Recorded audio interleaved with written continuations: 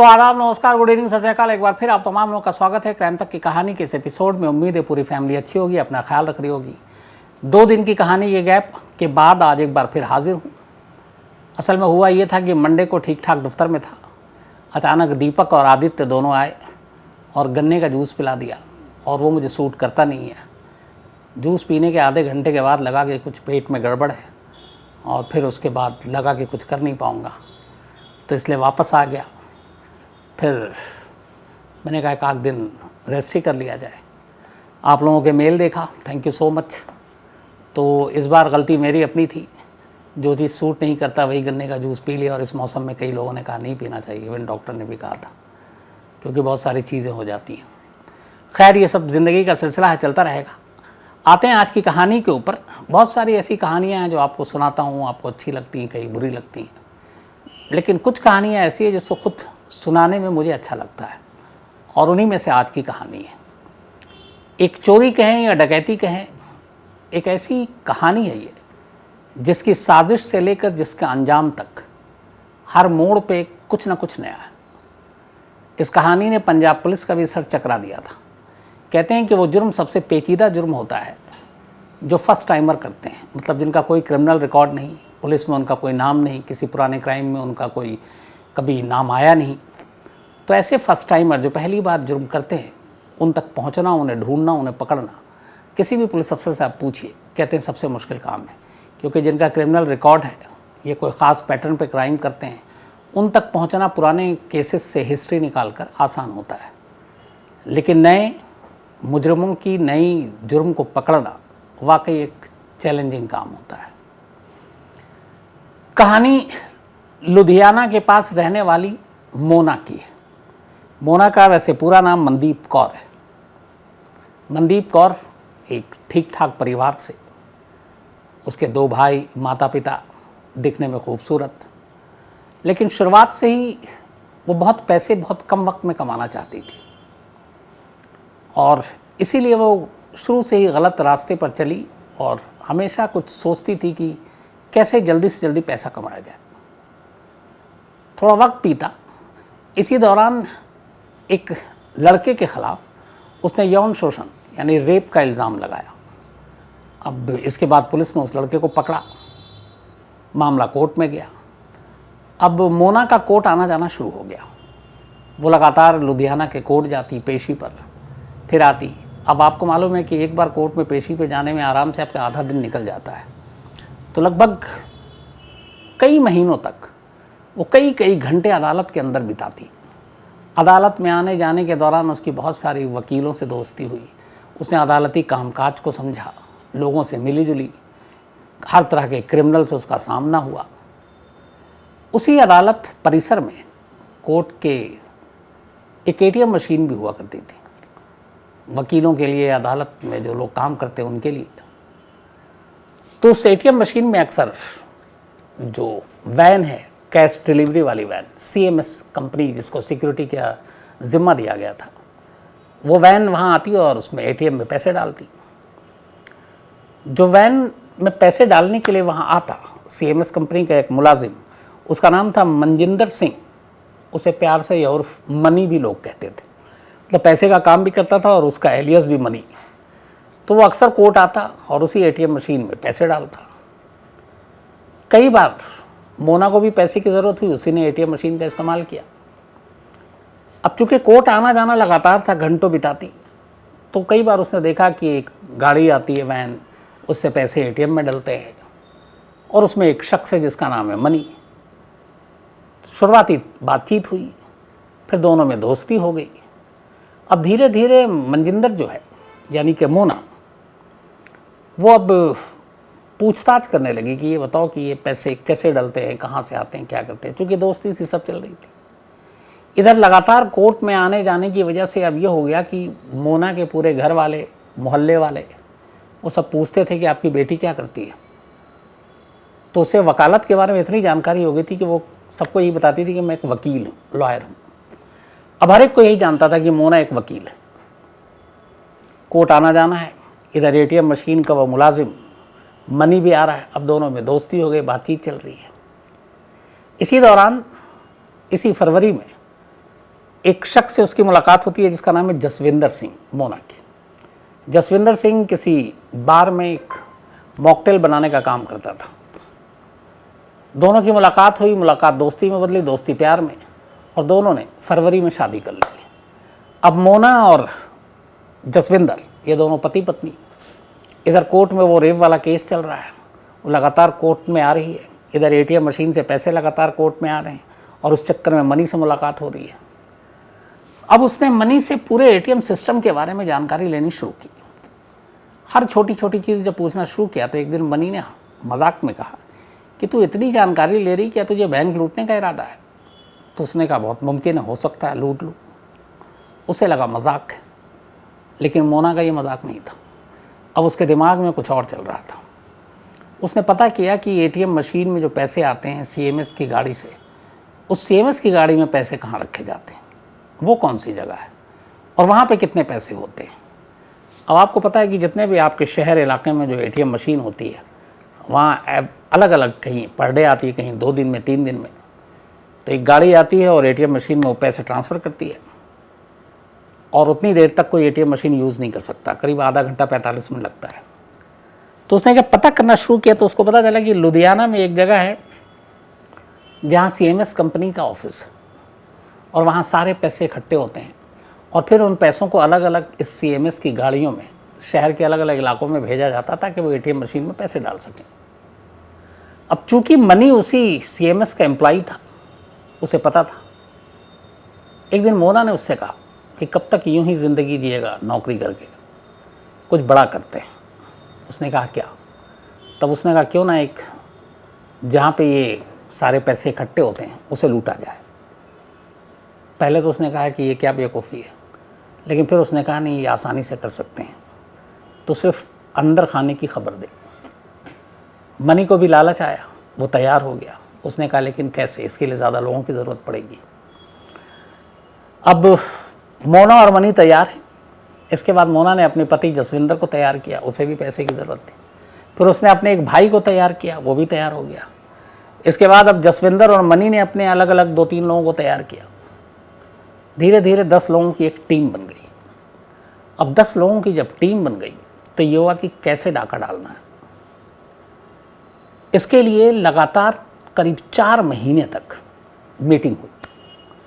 हर meeting week में एक दिन अलग अलग लोकेशन पे होती ताकि कभी एक साथ कहीं पकड़े ना जाए। बिल्कुल मनी हाइस्ट, आपको याद होगा वही सारी सीन। और उसी मनी हाइस्ट पे याद आया कि जो ऐसी ही कहानी कुकू एफएम ऐप पर, आप उसके ऑडियो बुक पर 100 करोड़ बैंक हाइस्ट पर भी आप सुन सकते हैं।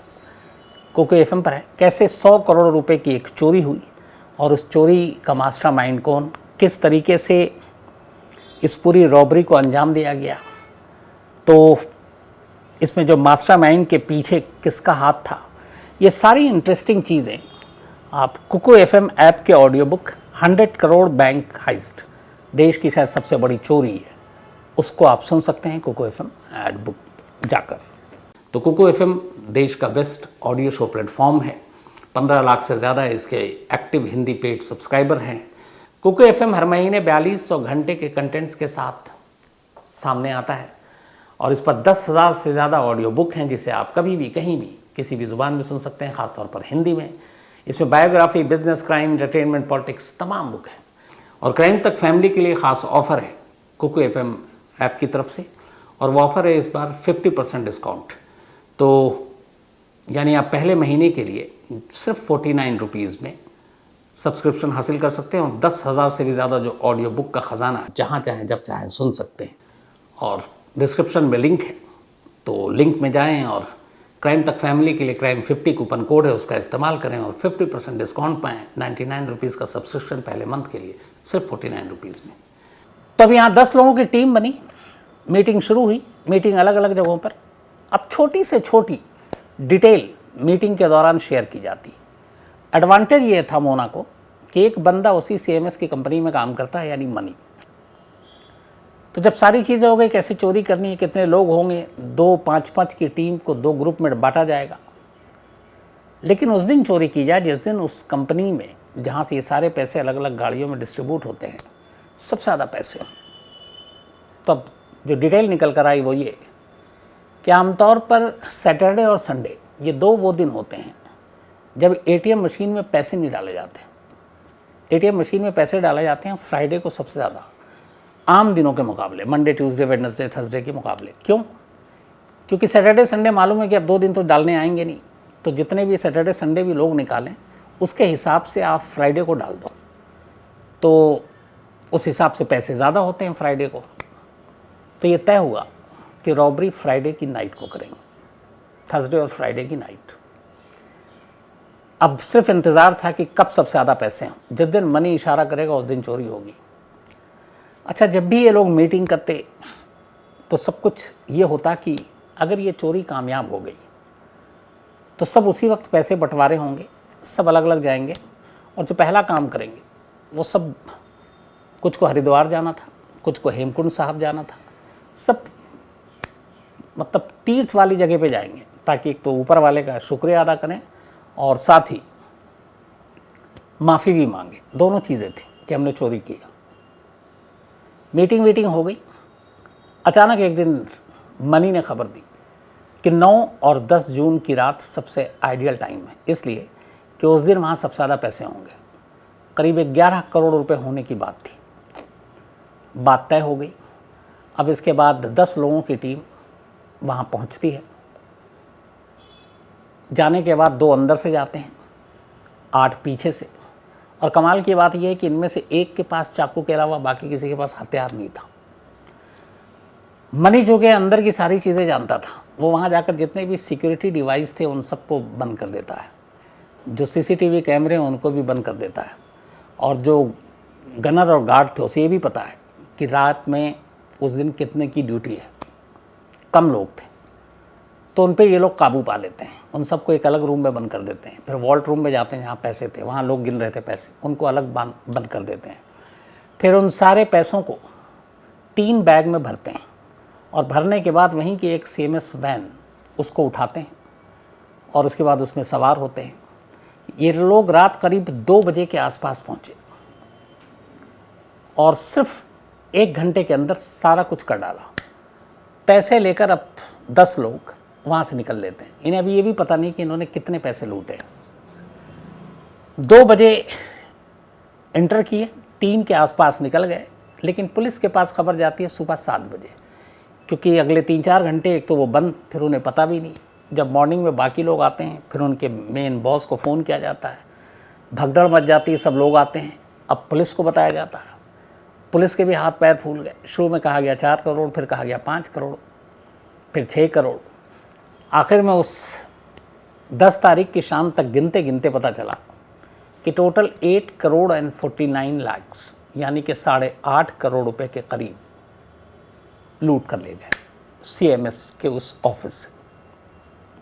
अब इतनी बड़ी रकम, शहर के कमिश्नर की भी हवा ख़राब। वो खुद मौके पर पहुँचे, जांच हुई, वहाँ देखा तो पता चला कि यहाँ तो सिक्योरिटी सिस्टम ही नहीं है। जहाँ पे इतने करोड़ों रुपए रखे हों तो वहाँ कुछ तो इंतज़ाम हो। इंतज़ाम के नाम पे लचर। गुस्सा भी आया पुलिस वालों को, लेकिन पहले तो ये था कि चोर को पकड़े। अब तफ्तीश शुरू हुई। सबसे पहले पुलिस ने उस रात उस एरिया के जो जितने भी सेलफोन एक्टिव थे, ताकि बाहर के कुछ लोगों के नंबर हों तो पकड़ में आसानी आ जाए, उनको ढूंढे।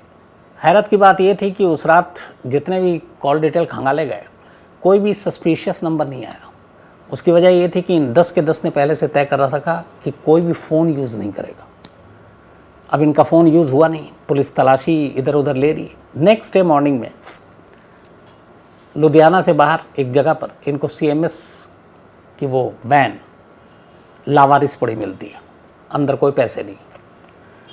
अब उस वैन जहाँ पे मिली वहाँ पे पुलिस ने फिर वहाँ के भी सारे कॉल डिटेल खंगालने शुरू किए कि यहाँ पे कौन कौन से फ़ोन एक्टिव थे, और वहाँ से एक नंबर मिला।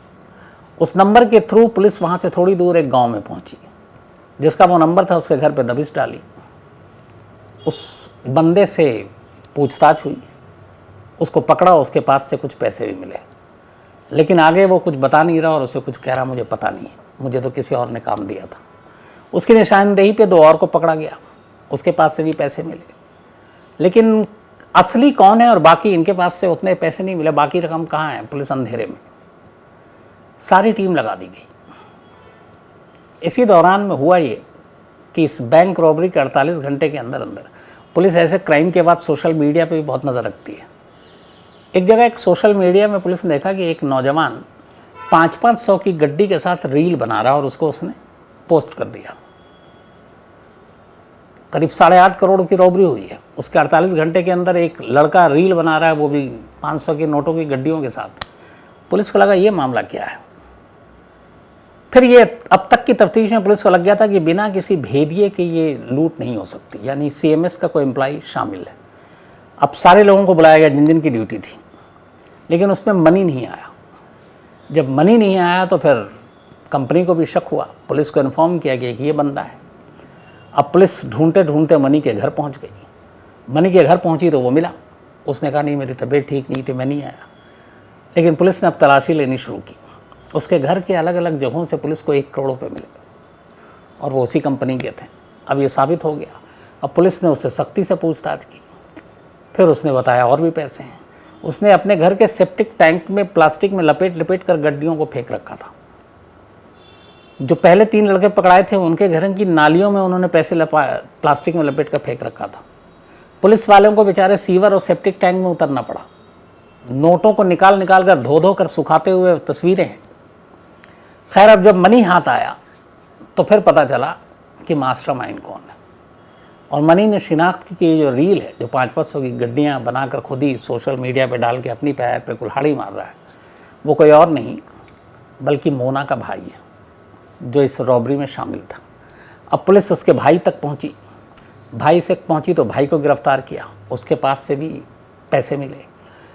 अब चूंकि मोना का नाम आ गया था, मनी ने सारी कहानी उगल दी। तब मोना के घर पे भी पहुंची।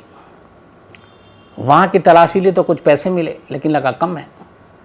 घर के बाहर खड़ी हुई थी एक स्कूटी। जब स्कूटी की डिक्की और बाकी चीज़ें खोली, उसी में से लाखों रुपए मिल गए। वो सब छुपा कर गई थी। अब धीरे धीरे करके एक एक तो सब हाथ आ गए, लेकिन मास्टरमाइंड मोना और उसका पति जसविंदर सिंह दोनों फरार। पुलिस ने सारे फ़ोन इन दोनों के और घर के जो है वो सर्विलांस पे लगा दिया कि कभी तो कॉल आएगा। इधर पूछा कि तीर्थ स्थान पे जाना है, शर्त थी तो कहाँ जा सकते हैं, पर उनको ये था कि किसी ने किसी को बताया नहीं था कहाँ कहाँ जाना है, ताकि ये भी अंदाज़ा था कि शायद पकड़े जाएं तो दूसरे का राज न खोल दें। अब बड़ी मुश्किल पुलिस के लिए, क्या करें इन दोनों को पकड़ने के लिए। पुलिस ने घर के नंबर सर्विलांस पे लगा रखे और बस अब इंतज़ार कर रहे हैं। अचानक चौथे दिन यानी कि 14 जून को मोना की माँ के घर की फ़ोन की घंटी बजी। पुलिस फ़ोन को सुन रही थी। दूसरी तरफ मोना थी। उसने अपनी माँ को बताया कि मैं हेमकुंड साहब आई हुई है उत्तराखंड, तो यहाँ दर्शन करने आई हूँ, बाकी सब ठीक ठाक है। जैसे ही पुलिस ने ये कॉल रिकॉर्डिंग सुनी, पुलिस की एक टीम फ़ौरन उत्तराखंड रवाना। अब उत्तराखंड जाने के बाद वो सबसे पहले गए जो केदारनाथ और ये दर्शन के लिए चौपर चलती है वहाँ स्पेशल। कितने पैसे हैं इनके पास, तो ये कहाँ बाई रोड और इसमें जाएंगे, चौपर बुक क्या होगा। पता चला नहीं, इस नाम का कोई बुकिंग ही नहीं है। अब बाई रोड पुलिस पहुंची। अब हेमकुंड साहब में ये प्रॉब्लम थी कि वहाँ सैकड़ों श्रद्धालु, और कैसे पहचानें उस भीड़ में और कैसे पकड़ें। पुलिस के लिए भी बड़ी मुश्किल काम, क्या करें। तब तक चूँकि ये लोग पहुँचे थे तो कहीं ना कहीं होटल और इसमें ठहरे होंगे, तो उधर उत्तराखंड पुलिस की मदद से अलग अलग लोकेशन से भी कि कौन कौन यहाँ ठहरा किस किस नाम से।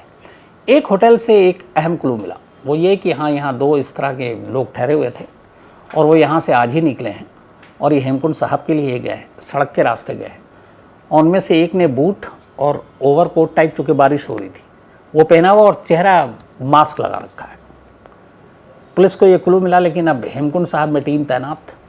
बट इतनी सारी भीड़ में, और अगर सब में चूँकि बारिश भी है, रेनकोट भी है, कैप भी है, मास्क भी है, तो या तो सबको पकड़ पकड़ के चेहरा देखा जाए, लेकिन वो ठीक नहीं है एक तीर्थ स्थान पे इस तरह की हरकत करना।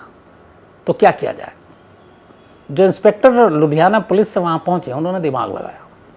उन्होंने क्या किया कि हेमकुंड साहब के गेट के पास आमतौर पे गुरुद्वारे के में लंगर बहुत लगते हैं।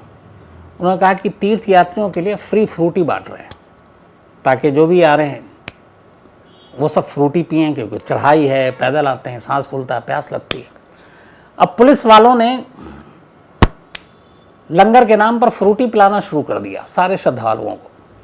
अब फ्रूटी पिलाने का एक मकसद था, आप कोई प्रसाद दे हाथ में लेके चला जाएगा, आप चेहरा नहीं देख पाओगे।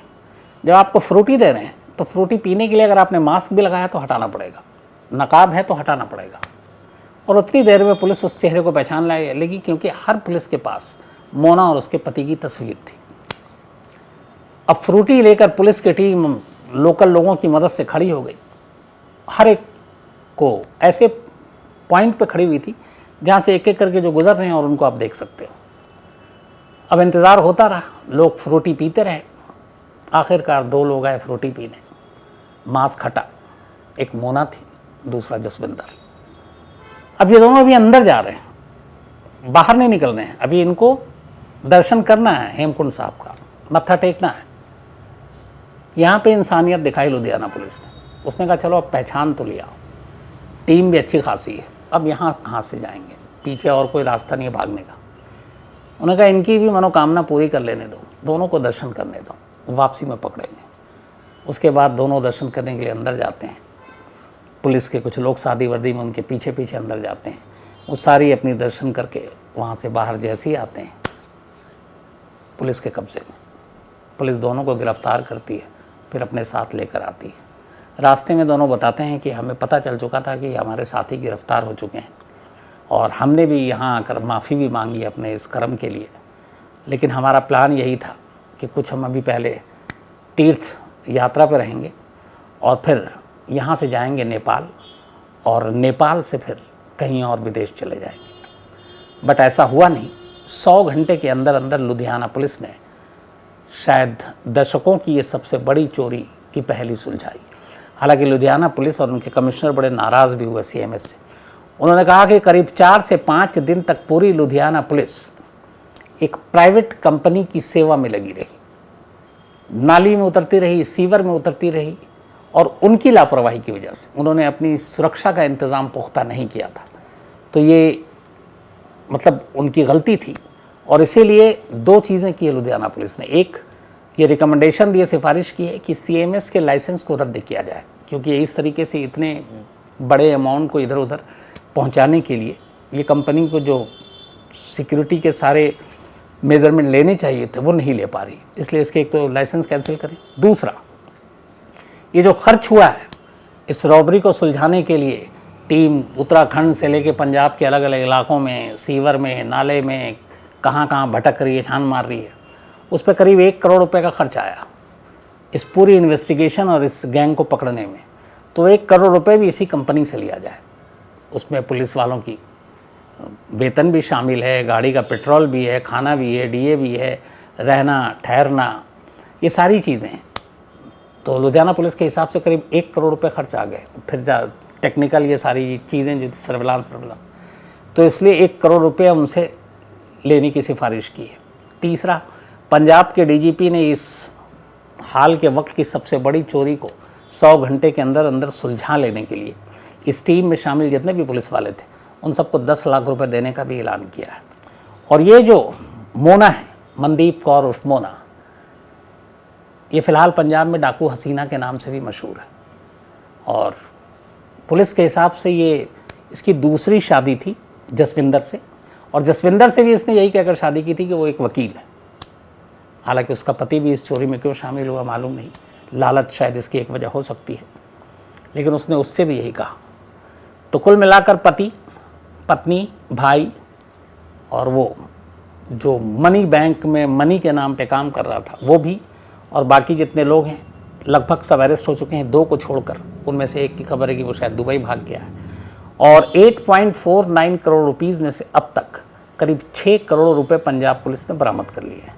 यानी कि अभी भी 1.5 करोड़ रुपए बरामद होना बाकी है, जो शायद 2 लोग भागे हुए हैं उनके पास से मिल जाए, क्योंकि इन्होंने ये एक चीज़ तय किया था कि जब ये रॉबरी कामयाब होगी तो पैसे का बंटवारा उसी वक्त होगा और सब अपने अपने रास्ते जाएंगे, कोई एक दूसरे से कांटेक्ट नहीं करेगा। और इसीलिए लोगों ने फ़ोन का भी इस्तेमाल नहीं किया। लेकिन जब रॉबरी हो गई, 3 दिन बीत गए, तो मोना को लगा कि चलो अब सब कूल, और उसने एक फ़ोन किया अपने घर, और वही उसने गलती की और उससे उसका लोकेशन मिला और वो पकड़ी गई। तो हाल के वक्त में और कमाल की बात यह है कि इस पूरी चोरी में कोई भी एक क्रिमिनल रिकॉर्ड किसी का नहीं है। इन सभी का ये पहला क्राइम था, और इस पहले क्राइम को इन्होंने अगर अरेस्ट छोड़ दें तो परफेक्टली उसको पूरा अंजाम दिया। तो अजीब अजीब तरह की कहानियाँ हैं और उनमें से एक ही है। लेकिन यहाँ पे तारीफ़ की हकदार लुधियाना पुलिस भी है, जिसने बेहद कम वक्त में इस केस को सुलझाया। तो कहानी में इतना ही, लेकिन एक बार फिर आपको याद दिला दूं कि कुकू FM ऐप पर क्राइम तक फैमिली मेंबर्स के लिए खास ऑफर है। क्राइम 50 कूपन है, डिस्क्रिप्शन में लिंक है, यहाँ आप जाएं और 99 रुपीज़ का सब्सक्रिप्शन 49 रुपीज़ में पहले मंथ के लिए पाएं और कुकू FM के मज़े लें। तो आज कहानी में इतना ही। अब आपसे मुलाकात होगी कल रात 9 बजे, बिल्कुल होगी कल, और किसी नई कहानी के साथ। तो तब तक अपना ख्याल रखिएगा। Thank you very much.